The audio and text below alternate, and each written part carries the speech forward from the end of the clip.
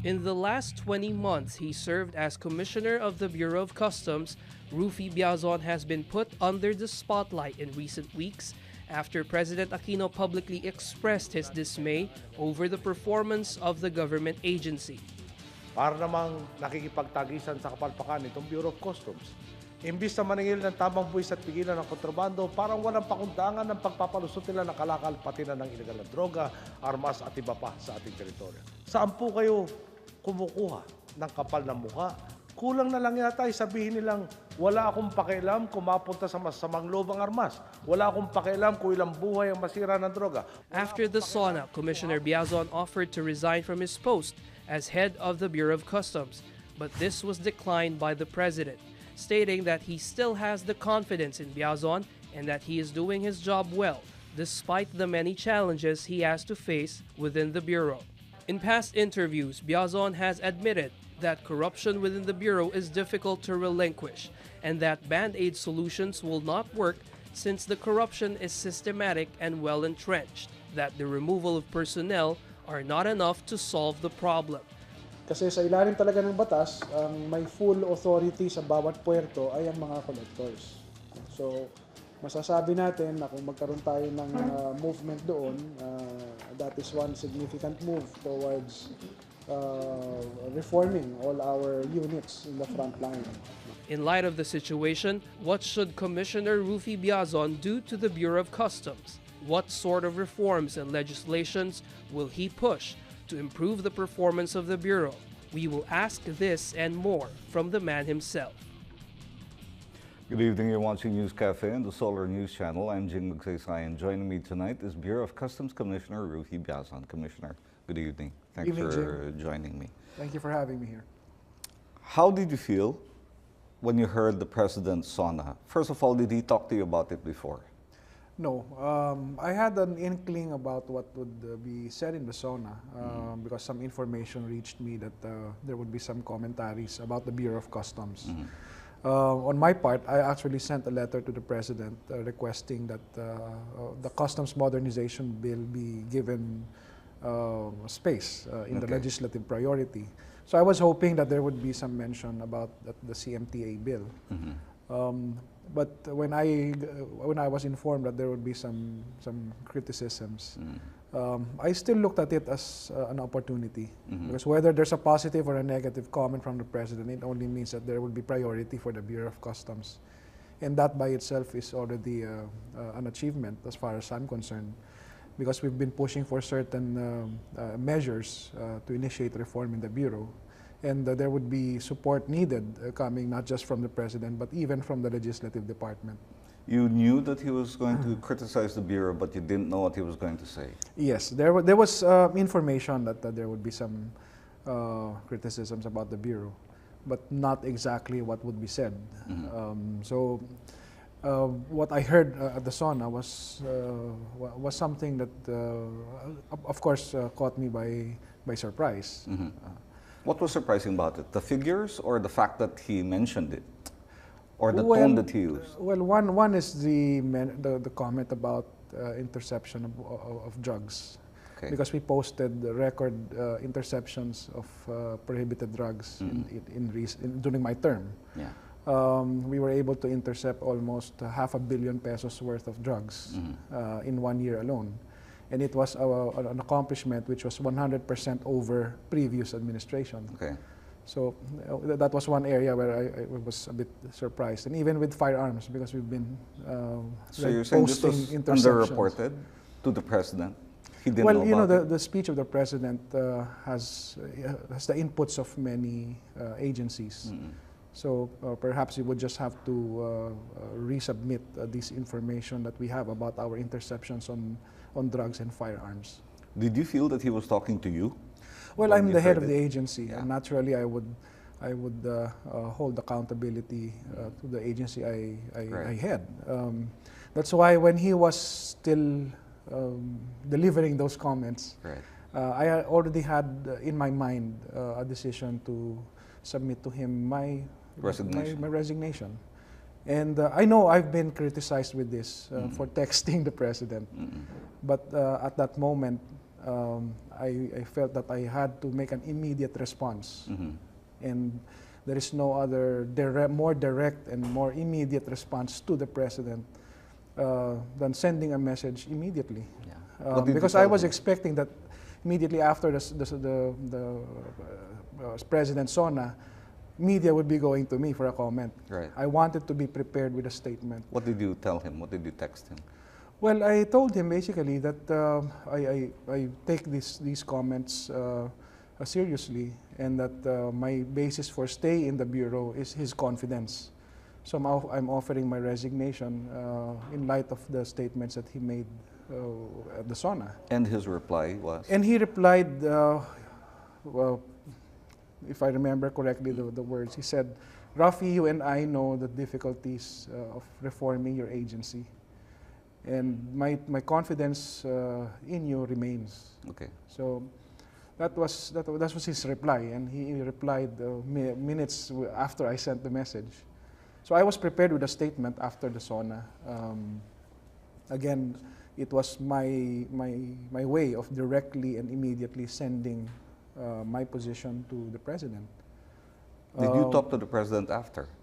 We haven't had the schedule yet, but Okay. definitely that's one thing that I would like to do, and we'll be we're requesting for that audience with him. Okay, the president talked about 200 billion pesos that was lost because of smuggling. Is that correct? Well, those are estimates Okay. based on some figures that have been drawn up by other agencies. Right. So we take it as it is, as given by the Department of Finance. Of course, we have some figures that we also rely on, but we defer to the figures that are given by the Department of Finance. So 200 billion pesos represents what could have been based on items that come into the country. Is that correct? Well, I haven't seen the basis of the figures yet. All right. So I don't know how the figure was drawn up. But looking at the figures that we have in our agency, like for example in 2012, our revenue collection target was 347 billion. Okay. We collected 289 billion, and we had foregone revenue of 62 billion. Okay. Foregone revenue are revenues that we could have collected had these goods been imposed a duty. But because of free trade agreements that we have entered into, we don't collect duties on certain goods. Okay, these are the goods that you know of. Yes. Okay. But what about things that slip through the bureau? Right? Things Well, like drugs or smuggled rice or cars. Well, for example, this year, just early this year, we intercepted 1,169 container vans of rice. Yeah. If that had gone through, then that's almost a billion pesos. So those are examples of what revenue loss the government could have gotten, but we were able to intercept them. How are you doing in terms of your target at this point? It's August 1. How have you been doing from January to June?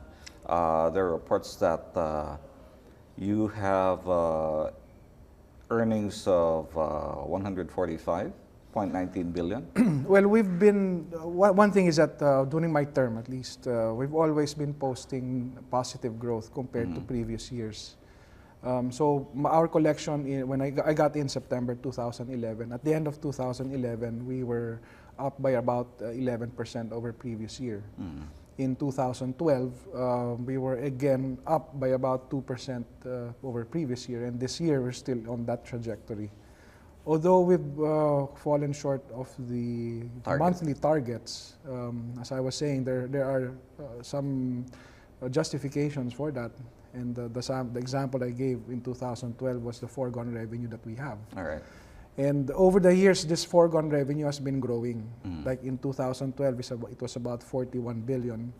2011, it was about 50 plus. And in 2012, it was 62 billion. How are the targets set? Well, basically, the assumption is based on what is the assumed volume of trade that would be coming into the country. Including those that fall under agreements? Yes. Okay. So the volume of goods is estimated, or there's an assumption, and that's where the target is calculated. Unfortunately, as I mentioned, there are goods that come in, but we do not collect duties because of the free trade agreements. But why include the foregone items in the target? That's exactly my question, because that would automatically give us a shortfall. Right. Like in 2012, as my example is, if you add the foregone revenue of 62 billion plus our actual collection of 289, then we would have exceeded the 347. Okay. So the 347 estimate came in, the goods came in, but the collection of duties fell short because of goods that come in under free trade agreements. And like for example, by 2015, we'll be having the ASEAN integrated economy. Much of the duties of goods within the ASEAN would be falling to zero rate. So the sources of our collections are gradually falling, but the targets imposed on us are increasing. So this probably is one of the things that we could be looking at as, on the policy level making. When I attended a technical working group of the Development Budget Coordinating Council, I raised that question about foregone revenues, if they could estimate. They said that it could be done, meaning to say that it hasn't been done. So we think that it would be crucial for us if these kinds of factors are considered with regard to the target setting that we have. Where is the leak coming from? You have 17 ports. Yes. Okay. 17 major ports 17 and major ports. 37 subport collectors, subport collection districts. Is there smuggling in all the 17 ports? Well, you can assume that there is. There is. Small scale to probably big scale. Yeah. Because there are loopholes in the system. And this What is what loopholes are these? Well, the procedures themselves. You know, the environment of customs is that you have one side, which is the business side, the traders, importers, who have an urgent need, and that is to get their goods through. Correct. Then they are faced with a force, with an authority using established procedures and processes, Right. who have the power and even the discretion to stop their goods. Right. So to me, that is the environment of corruption. Yeah. Because there's somebody with an urgent need, and there's somebody who can stop you. So what's all the they need to solution? do is make life difficult. Exactly. Okay. Which is what happens. Yes. Now the solution that we are looking at is actually change in the system. The procedures that we are using, all of these principles that are used by Customs Administration, is based on a law, the Tariff and Customs Code, which was first passed in 1957. So we believe that there's a need for legislative action to amend this. Okay. For us to make it conform to international customs standards, because there is a standard now, and this is called the Revised Kyoto Convention. Okay, we'll get back to that. Revised Kyoto Convention. We still have a lot to discuss. News Cafe will return after this short break.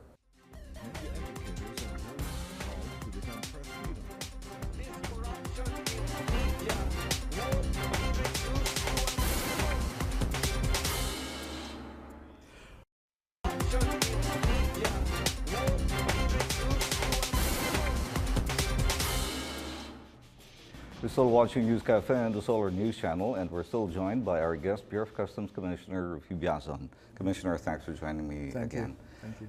You said there are international standards.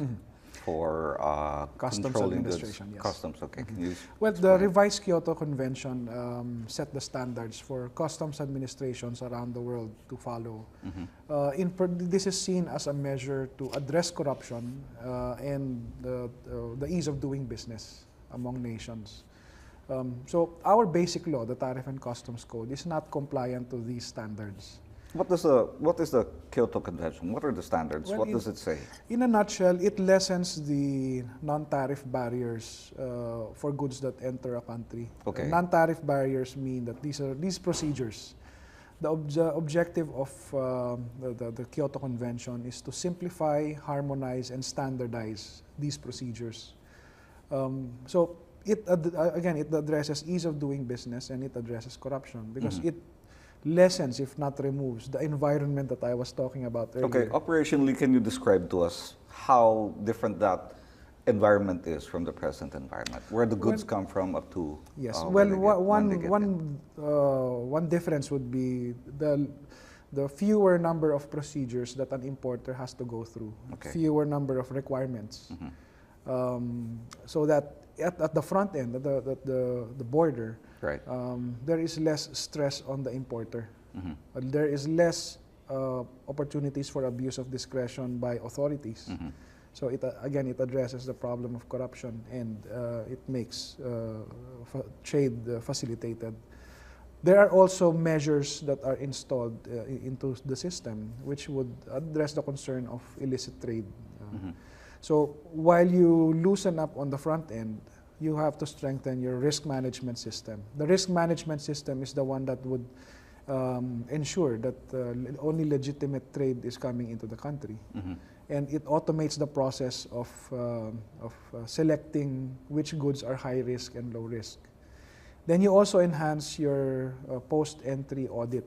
Post-entry audit is the capability of customs to look into the books of those importers, Okay. to ensure that what they paid or what they declared and paid for in their importation is the same as what they report as their expenses of the company. Because right now the situation is that when goods come in, customs is blind to what really is inside the container. Exactly. That's why you have misdeclarations. They Right. declare their goods different from what is really contained in the container van. So when the goods leave the country of origin, you have no way of knowing what those goods are. Yes, what they declare is supposed to be what we would Right. accept or scrutinize. So That's it's all why a matter of declaration from the it's country all- of origin. yeah, So it's- if I say I'm bringing in newspapers, but I'm actually bringing in cups, exactly. then there's no way of checking. That's what happens. Does the Kyoto Convention provide for checking at the point of origin? Yes, it is considered a best practice to avail of something which is similar to the pre-shipment inspection. You get a surveying company to do to give a certification as to the contents of the container van at the port of origin. Okay. I've actually made that proposal for us to adopt that. It's being studied by the Department of Finance, because that would give us additional information that we could use for risk management and for actual physical inspections. Do other countries do this? Yes, there are other countries who have adopted this, and it is not considered as a non-tariff trade barrier. It's in the term of WCO or the World Customs Organization. It is revised Kyoto Convention compliant. Has anyone proposed this before you? Well, the proposal was already there, but we were pushing for it more aggressively because we see this as the answer or as a concrete action to prevent the missing containers incident, because that's one of the things that could address that problem. Aside from that pre-shipment inspection, another proposal we had was the installation of GPS tracking devices Okay. on container vans. Right. Yes. You're talking about changes via legislation. Specifically because of the Tariff and Customs Code, Okay. we need legislative action to amend that. And I'm just saying that it is a reform measure because it will change the environment. Because merely changing faces in customs, replacing the commissioner, removing Right. customs collectors, will not result to a long-term solution, because that's already been done before. If you take a look at the roster of commissioners, the longest serving generally is about 2 years. Some have even served just a few months. But how can you legislate change if the legislators are the padrinos of the system? Sabi nila, padrino. Well, I've come across such incidents or stories about padrinos getting in the way. I view it as an existing problem, because people within customs are the ones who tell me about this. Although I haven't experienced it personally, but I recognize it as a problem that needs to be addressed, because everybody's saying that it exists. I'm sure you've heard names. Yes, I've heard names, and they've also been mentioned in media. But again, personally, I haven't come across such. But not because I haven't come across it doesn't mean that it doesn't exist. Correct. So when you think about them, what do you think about? How do I solve this? Well, one proposal I have is possible legislative action, or either by a law or even just by a resolution,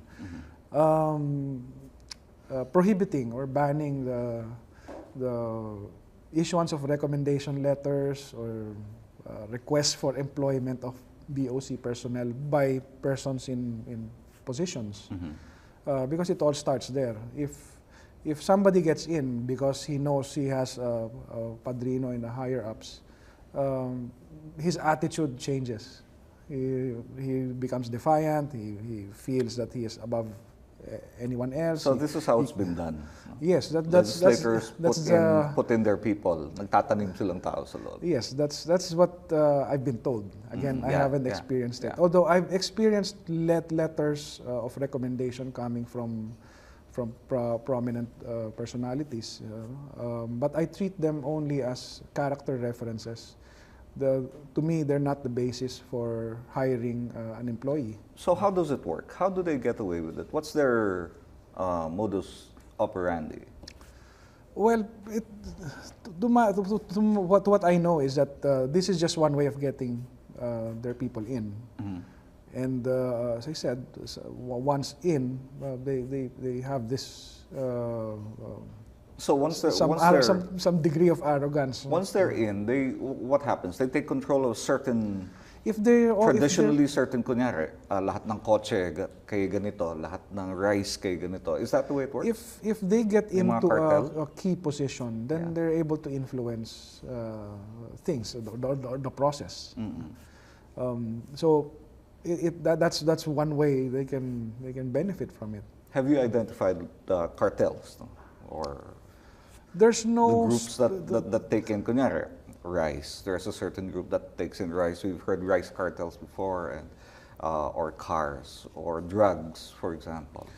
Well, like for example, there have been names that have circulated within the intelligence community of customs about certain personalities, but linking the names to specific actions or the processes, that's the difficult part, because they do this by they layer themselves to insulate themselves from direct accountability.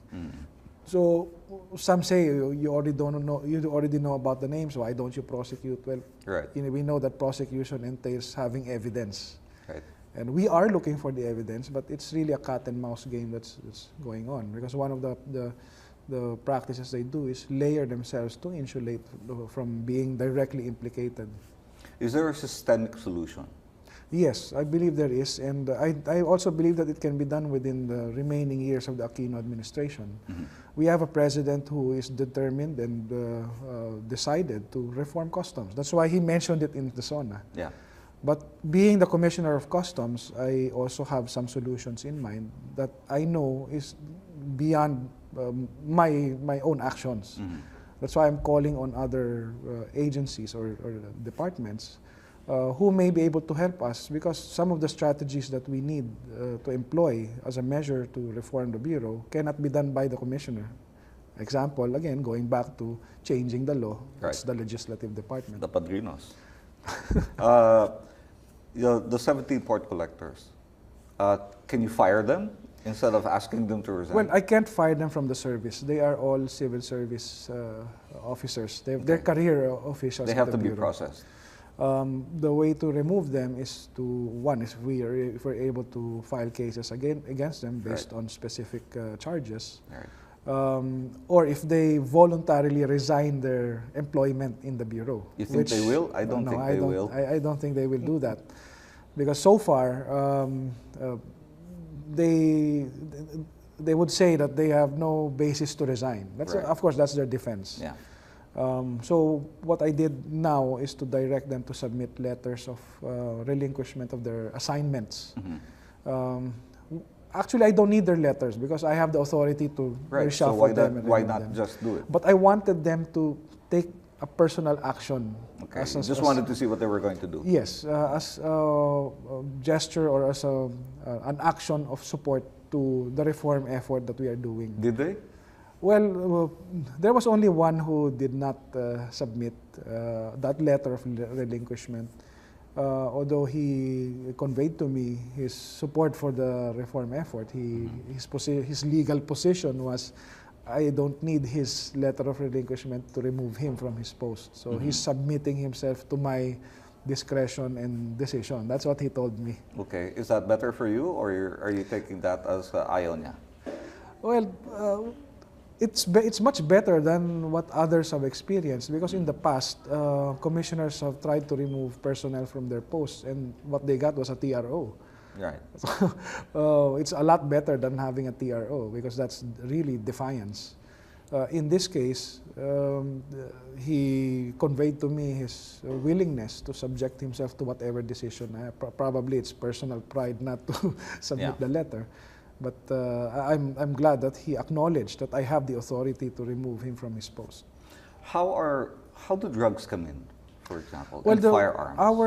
Our interceptions were mostly on drug couriers. Okay. Just like the Filipina who was caught in Hong Kong. It's basically the same. That's how the drug cartel operates now. They can carry from 5 to 10 kilos of drugs in their What about the bigger luggage. shipments? We've been hearing stories about drugs in rice shipments or in other shipments. Well, as of now, we haven't caught such kind of methods, except when I was just a few months in office.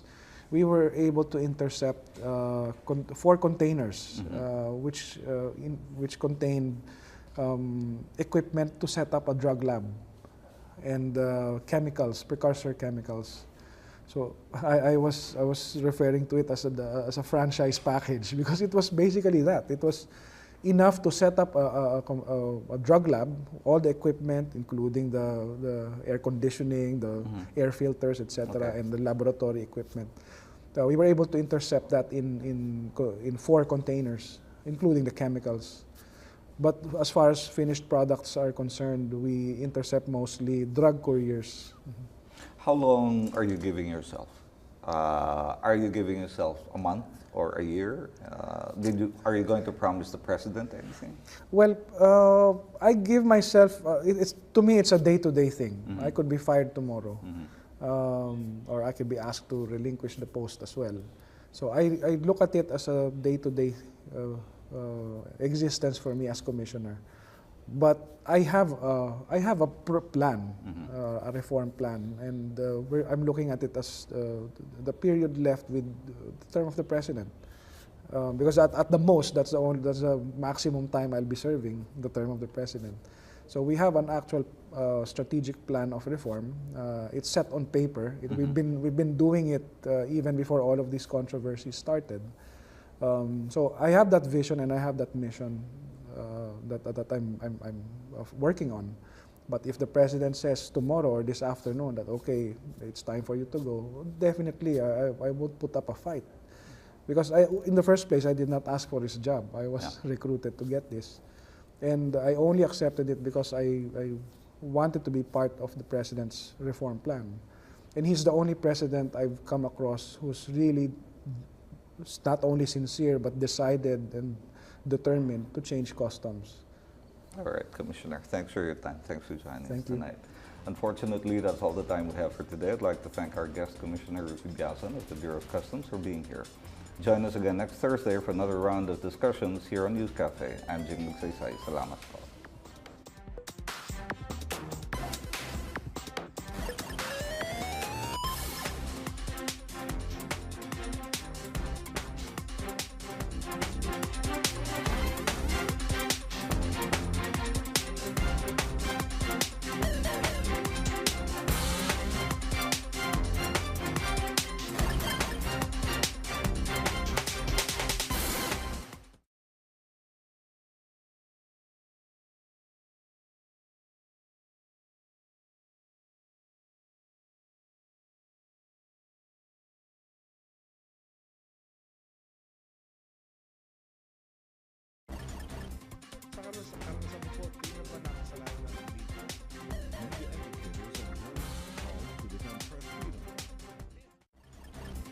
sa karanasan ko po, tingnan ba nakasalanan ng dito?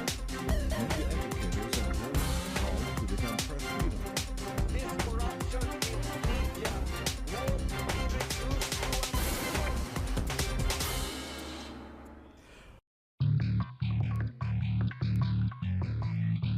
In the last 20 months he served as Commissioner of the Bureau of Customs, Ruffy Biason has been put under the spotlight in recent weeks after President Aquino publicly expressed his dismay over the performance of the government agency. Para namang nakikipagtagisan sa kapalpakan itong Bureau of Customs. Imbis na maningil ng tamang buwis at pigilan ng kontrabando, parang walang pakundangan ng pagpapalusot nila ng kalakal pati na ng ilegal na droga, armas at iba pa sa ating teritoryo. Saan po kayo kumukuha ng kapal na mukha? Kulang na lang yata sabihin nilang What sort of reforms and legislations will he push to improve the performance of the Bureau? We will ask this and more from the man himself. Good evening, you're watching News Cafe on the Solar News Channel. I'm Jing Magsaysay, and joining me tonight is Bureau of Customs Commissioner Ruffy Biason. Commissioner, good evening. Thanks Evening, for joining me. Thank you for having me here. How did you feel when you heard the President's sauna? First of all, did he talk to you about it before? No, I had an inkling about what would be said in the sauna because some information reached me that there would be some commentaries about the Bureau of Customs. On my part, I actually sent a letter to the President requesting that the Customs Modernization Bill be given space in the legislative priority. So I was hoping that there would be some mention about the CMTA bill. But when I was informed that there would be some criticisms, I still looked at it as an opportunity. When we were able to intercept almost $500 million worth of drugs in 1 year alone. And it was an accomplishment which was 100% over previous administration. Okay. So that was one area where I was a bit surprised. And even with firearms, because we've been So you're saying this was underreported to the President? He didn't know you know, about it? the speech of the President has the inputs of many agencies. So perhaps we would just have to resubmit this information that we have about our interceptions on drugs and firearms. Did you feel that he was talking to you? Well, when I'm you the head heard of the it? agency, Yeah. and naturally I would hold accountability to the agency I Right. head. That's why when he was still delivering those comments, Right. I already had in my mind a decision to submit to him my Resignation. my resignation. And I know I've been criticized with this for texting the President. Because whether there's a positive or a negative comment from the President, it only means that there will be priority for the Bureau of Customs. And that by itself is already an achievement as far as I'm concerned. Because we've been pushing for certain measures to initiate reform in the Bureau. And there would be support needed coming not just from the President, but even from the Legislative Department. You knew that he was going to criticize the Bureau, but you didn't know what he was going to say. Yes, there was information that there would be some criticisms about the Bureau, but not exactly what would be said. So what I heard at the sauna was something that, of course, caught me by surprise. What was surprising about it? The figures or the fact that he mentioned it? Or the tone that he used? Well, one is the comment about interception of drugs. Okay. Because we posted the record interceptions of prohibited drugs during my term. Yeah. wala akong pakialam kung mapunta sa masamang loob ang armas. Wala akong pakialam kung ilang buhay ang masira ng droga. After the sauna, Commissioner Biason offered to resign from his post as head of the Bureau of Customs, but this was declined by the President, stating that he still has the confidence in Biason and that he is doing his job well, despite the many challenges he has to face within the Bureau. In past interviews, Biason has admitted that corruption within the Bureau is difficult to relinquish and that band-aid solutions will not work since the corruption is systematic and well entrenched, that the removal of personnel are not enough to solve the problem. Kasi sa ilalim talaga ng batas, ang may full authority sa bawat puerto ay ang mga collectors. So, masasabi natin na kung magkaroon tayo ng movement doon, that is one significant move towards reforming all our units in the front line. In light of the situation, what should Commissioner Ruffy Biason do to the Bureau of Customs?